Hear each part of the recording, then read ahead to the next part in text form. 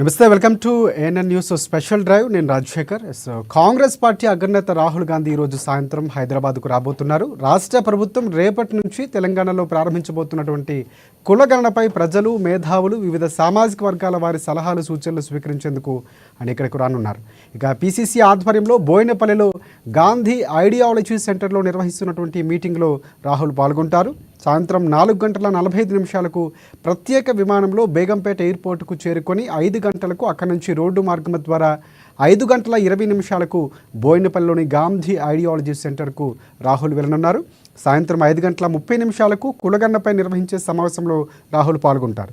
సరిగ్గా గంట పాటు కొనసాగనున్నటువంటి ఈ మీటింగ్ తర్వాత ఆయన తిరిగి 7:10 రోడ్డు మార్గంలో బేగంపేట ఎయిర్పోర్టుకు చేరుకొని తిరిగి ఢిల్లీకి రాహుల్ గాంధీ పయనం కాబోతున్నారు. ఇక్కడ జార్ఖండ్ ఎన్నికలు జరుగుతున్న నేపథ్యంలో అక్కడ ఆయన అటెండ్ కావాల్సిన నేపథ్యంలో 1 గంట మాత్రమే సమయం తీసుకున్నారని ఇప్పటికే టీపీసీసీ కూడా ఒక క్లారిటీ ఇచ్చినటువంటి పరిస్థితి కనిపిస్తుంది.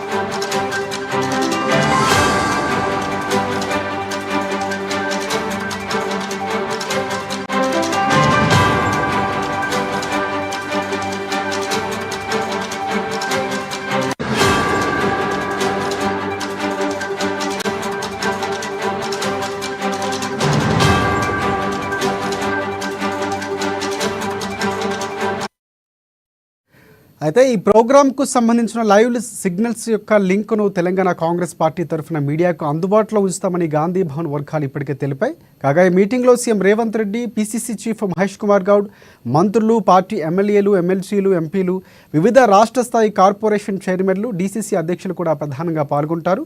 పూర్తిగా రాహుల్ ఏం సలహాలు ఇవ్వబోతున్నారన్నది కొంత టెన్షన్ ఉన్నటువంటి పరిస్థితి కనిపిస్తుంది. విద్యావంతుల నుంచి కూడా ఆయన అభిప్రాయాలు స్వీకరించనున్నారు.